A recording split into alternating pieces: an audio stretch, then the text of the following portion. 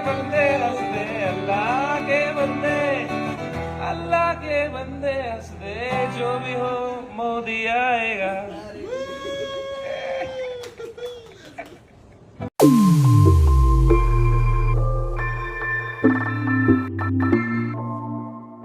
नमस्ते दोस्तों, आप सबका एक बार फिर से स्वागत है आपके अपने YouTube चैनल सत्य सनातन में। जैसा कि हम सभी को पता है कि दिल्ली के अंदर सड़क पर नमाज पढ़ने वाले मुसलमानों को लात मारकर उठाने वाले मनोज तोमर नामक जो इंस्पेक्टर थे, उनको बताया जा रहा है कि सस्पेंड कर दिया गया है और बताया जा रहा है कि जो अनुशासन समिति है उनके खिलाफ जो फैसला लेना होगा वो लेना अभी भी बाकी है। दिल्ली के अंदर पूरा हंगामा मचा हुआ है और लिब्रांडो का रंडी रोना स्टार्ट हो चुका है। आप सभी को पता है कि पूरे भारतवर्ष के अंदर पूरे विश्व के इस्लामिक देशों से भी ज्यादा मस्जिदें हैं और जिस रोड पर यह नमाज पढ़ी जा रही थी उसके पास में ही तकरीबन 6 मस्जिदें थी, लेकिन वहां पर नमाज ना पढ़ के कुछ लोग सड़क को रोक करके घेर करके नमाज पढ़ रहे थे। उसी दौरान वहां से एक एम्बुलेंस आती है।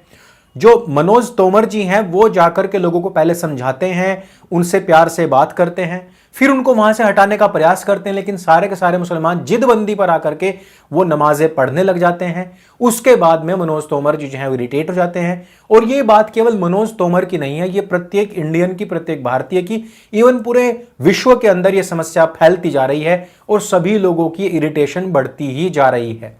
जो मनोज तोमर जी ने किया है वो संपूर्ण विश्व के इरिटेटेड लोगों का एक सिंबल मात्र है।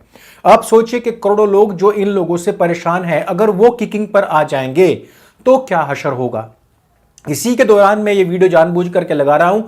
आप देखिए कि बुर्के के अंदर एक पुरुष, एक इस्लामिक पुरुष भी है जिसको खुद मुसलमान देख करके हैरान है कि ये बुर्के में यहां पर क्या कर रहा है। अर्थात ये पूरी की पूरी प्लानिंग भी हो सकती है किस प्रकार से बुर्के के अंदर हथियार छिपा करके लाए जाए। पहले वहां पर एक मेन रोड को जाम किया जाए और उसको ब्लॉक करने के बाद जब वहां पर लोग आएंगे तो उनको मारा भी जा सके। अर्थात ये पूरा का पूरा जो मामला है चुनाव से पहले एक बार फिर से उसी प्रकार से दंगे भड़काने का लग रहा है जिस प्रकार हर एक चुनाव से पहले इस्लामिक लोग किया करते हैं।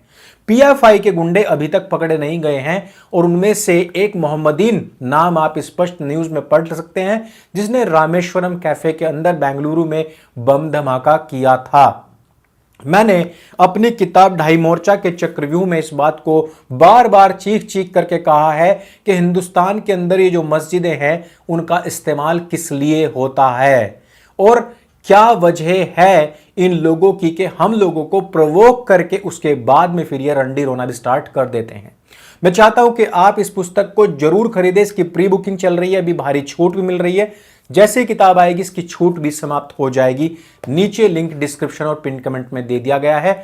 बहुत महत्वपूर्ण पुस्तक है जिसको पढ़ने के बाद में आप स्वयं इस बात का एनालिसिस करना शुरू कर देंगे जो आपके आसपास घटित हो रहा है। अर्थात एक बहुत बड़ी उत्तरमाला, एक बहुत बड़ा इंसाइक्लोपीडिया। तो मैंने बात की थी कि मस्जिदों में हो क्या रहा है। एक फोटो पर गौर कीजिए, किसी ने ये मीम डाला हुआ है।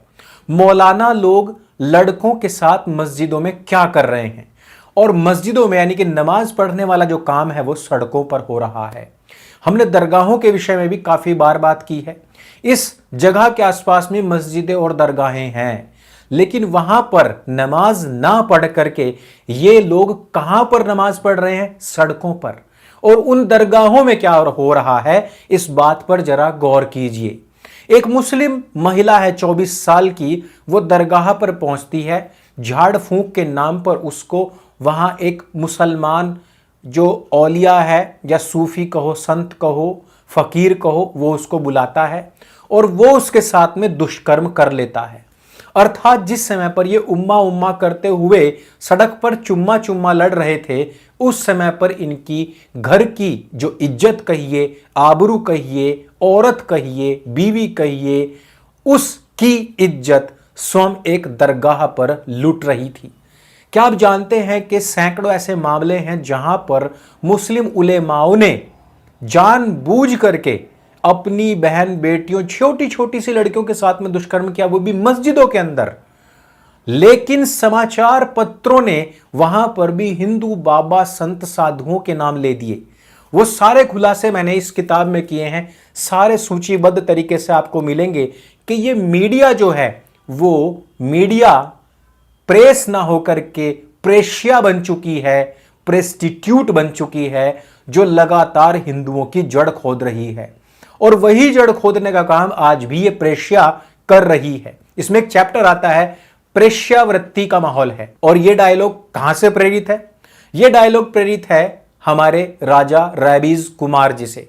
रैबीज कुमार जी भी उसी टाइम से कुत्ते की तरह भौंक रहे हैं जिस समय से किकिंग हुई है, लेकिन उन्होंने आज तक भी रामेश्वर कैफे के अंदर जो बॉम्ब ब्लास्ट हुआ उसके ऊपर कोई चर्चा नहीं की है। उन्होंने आज तक इस बात पर चर्चा नहीं की कि दिल्ली के अंदर वक्फ बोर्ड ने जो सैकड़ों हेक्टेयर जमीन कब्जाई हुई है उसका उपयोग कहां हो रहा है, जबकि इतनी आबादी, इतनी तादाद भी दिल्ली में मुसलमानों की नहीं है। क्या रोड को जाम करके नमाज पढ़ना अभी भी सुओ मोटो में नहीं आएगा सुप्रीम कोर्ट के? क्या मियां लॉर्ड्स खुद भी वहां पर आकर नमाज अदा करना चाहते हैं? क्या उनका अभी तक भी वो भाव अभिव्यक्ति जागृत नहीं हुई है जो उनकी दही हांडी की हाइट, जल्ली कट्टू, होली के रंग, पानी और दीपावली के पटाखों पर होती है? क्या वो भाव वेदनाएं उनकी अब जागृत नहीं हो रही है? जो छोटी छोटी बातों पर भी स्वयं ही उद्वेलित होकर यह कहता है कि सरकार करे अथवा हम कर देंगे, वो यहां पर कोई भी फैसला देने को तैयार क्यों नहीं है? क्या सुप्रीम कोर्ट की जमीन पर उसी प्रकार से कब्जा करके जब तक मस्जिद, मदरसे या मज़ारे बनकर के वहां नमाज नहीं पढ़ने लग जाएंगे लोग, जिस प्रकार से मुसलमानों के रहनुमा केजरीवाल ने हाई कोर्ट की जमीन पर कब्जा करके अपना कार्यालय बना लिया था, तब तक क्या उनकी आंखें नहीं खुलेंगी? क्या दिल्ली की सड़कों पर इस प्रकार से जाम लगाने से जो गाड़ियां हैं, एम्बुलेंस है या स्कूल वैन है या बसें हैं, उनको निकलने से दिक्कत परेशानी नहीं होती है? क्या उससे पोल्यूशन नहीं बढ़ेगा? क्या यहां पर किसी की गाड़ी चढ़ने से कोई कैजुअलिटी नहीं होगी? अभी तो सिर्फ पिछवाड़े पर लात लगी है, हो सकता था कि कोई सिर फिरा आकर के वहां गाड़ी से रौंद कर चला जाता, 8-10 लोग वहां मर जाते तो फिर क्या होता? वही पुलिस वाले हमें बुरे लगने लग जाते हैं जब वो हमें रोक करके फाइन लगाते हैं और कहते हैं हेलमेट पहनो, तब हमें बहुत इरिटेशन महसूस होती है। लेकिन जब अगली ही दफा कहीं हम टकरा जाते हैं, सर फट जाता है, तब वही पुलिस वाले हमें अच्छे लगने लग जाते हैं। जब हम कहीं पर खड़े होकर किसी के साथ में लड़ाई झगड़ा कर रहे होते हैं और पुलिस वाले आकर के बीच बचावा करवा जाते हैं, तब हमें वो बहुत इरिटेट करते हैं, बहुत बुरा लगता है। लेकिन हम ही वो लोग हैं जो कहते हैं कि वहां पर लड़ाई हो रही थी, वहां पर कोई पुलिस वाला नहीं था, थोड़ी ही देर में वो छोटी सी लड़ाई रोड रेज में बदल गई और वहां पर 2 हत्याएं हो गई। वही पुलिस वाले हमको वहां एब्सेंट मिलते हैं तो हमें ही वह चीज बुरी लगने लग जाती है। समाज जिस प्रकार की जहनीत से गुजर रहा है वो अपने आप में बड़ी टॉक्सिक तो है, लेकिन ये जो मीडिया टॉक्सिन भरने का काम, ये जो जहर भरने का काम इस सरफिरी जमात के अंदर कर रहा है, वो उससे भी ज्यादा खतरनाक है। ये लोग कभी भी खबर के उस पहलू को नहीं बताते जहां से झगड़ा स्टार्ट हुआ है। खबर का शुरुआत का हिस्सा हमेशा काट दिया जाता है। इसी को मैंने अपनी किताब के अंदर कहा है खबरों का खतनीकरण।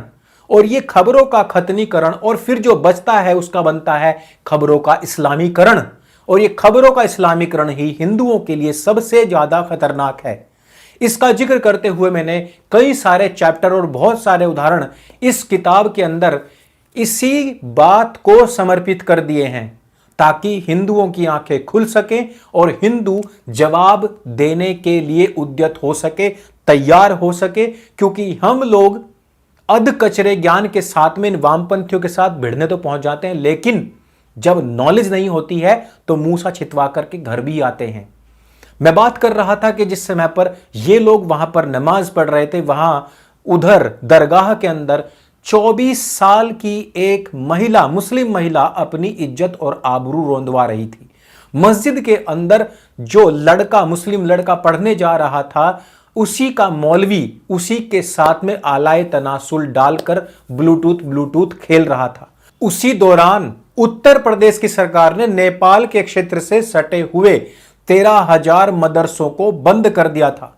उसी दौरान दारुल उलूम के द्वारा जो कहा गया कि गजवाए हिंद होकर के रहेगा, भारत के अंदर होते हुए एक शैक्षणिक नाम मात्र का शैक्षणिक संस्थान और अत्यधिक आतंकवादी संगठनों के साथ में रुचि दिखाने वाले संगठन ने यह तलक कह दिया कि गजवाए हिंद होकर के रहेगा और उसमें मरने वाले लोग शहीद कहलाएंगे, लेकिन किसी भी खबरंडी ने इसके ऊपर कोई भी रिपोर्टिंग नहीं की। उसके ऊपर भी एनसीपीसीआर ने नकेल कस दी है। दूसरी तरफ जो आतंकवादी बॉम्ब ब्लास्ट करके गया था उनमें से एक अपराधी पकड़ा भी गया है। जिस समय पर ये दिल्ली की सड़कें घेर करके वहां पर तशरीफ उठाकर उसमें दाल मांग रहे थे, उसी दौरान चीन ने कहा कि यहां पर इस्लाम के जो 5 स्तंभ है वो नहीं चलेंगे, इनका चीनीकरण करेंगे, हम इस्लाम में भी चीनी घोल करके मिठास पैदा करेंगे, वही इस्लाम यहां मानना होगा। एकमात्र किक से परेशान हुई पूरी की पूरी जमात दुनिया के अंदर 90 लाख इजरायलियों के सामने पूंछ दबा करके भागती है। पूरी गाजा पट्टी की समतल पट्टी बना दी गई है, जैसी कि बाबरी मस्जिद विध्वंस करने के बाद में पूरा क्षेत्र समतल हो गया था, लेकिन अभी तक किसी ने भी उस पर जिक्र नहीं किया। मैं नरेंद्र तोमर जी के लिए एक वर्ड कहना चाहता हूं कि या तो इतनी हिम्मत इजराइल की फौज के एक व्यक्ति ने की थी या फिर आज आपने की है, और आपको सस्पेंड भले ही कर दिया गया हो लेकिन पूरा हिंदुस्तान आपके साथ में खड़ा हुआ है। तो मैं बात कर रहा था कि जिस समय पर यह दिल्ली में कोड्डे हो रहे थे उस समय पर मोहम्मद सुलेमान को तो गिरफ्तार किया ही गया, पीएफआई के आतंकवादियों की सूची भी एनआईए ने जारी कर दी। तुम सिर्फ इस मामले में खुश रहो कि तुमने सड़क पर जाकर के सड़क घेर ली और उसके बाद में हंगामा कर दिया और एक इंस्पेक्टर को सस्पेंड कर दिया गया, लेकिन उसके दूसरी तरफ चीन से लेकर के भारत से लेकर के पूरे विश्व के अंदर तुम्हारी जो छवि बन रही है, जो तुम्हारा बाइकॉट हो रहा है, जो लोग तुम्हारे बारे में अवेयर हो रहे हैं, उस पर भी थोड़ा सा ध्यान दे लो। इस वीडियो में सिर्फ इतना ही। स्ट्रांगली कितने लोग हैं जो नरेंद्र तोमर जी के साथ में खड़े हुए हैं, कितने लोग हैं जो उनके इस फैसले को बता सकते हैं, कह सकते हैं कि हां ये हमारे दिल के अंदर की पैदा हुई इरिटेशन का एक संकेत है, सिंबल है, और हम कब तक उम्मीद कर सकते हैं कि सुप्रीम कोर्ट इसके ऊपर भी सुओ मोटो लेकर के कोई ऐसा निर्णय बनाए कि जिस प्रकार से गल्फ कंट्रीज में सड़कों पर नमाज पढ़ना प्रतिबंधित है, जिस प्रकार से वहां लाउड स्पीकर्स में अजान देना प्रतिबंधित है, जिस प्रकार से वहां पर 1000 दिरहम तक का जुर्माना लगता है, यहां भारतवर्ष में इस प्रकार के कानून कब आएंगे? क्या इस्लामीकरण होने के बाद? मेरे संग बोले सत्य सनातन वैदिक धर्म की जय। जय हिंद, वंदे मातरम।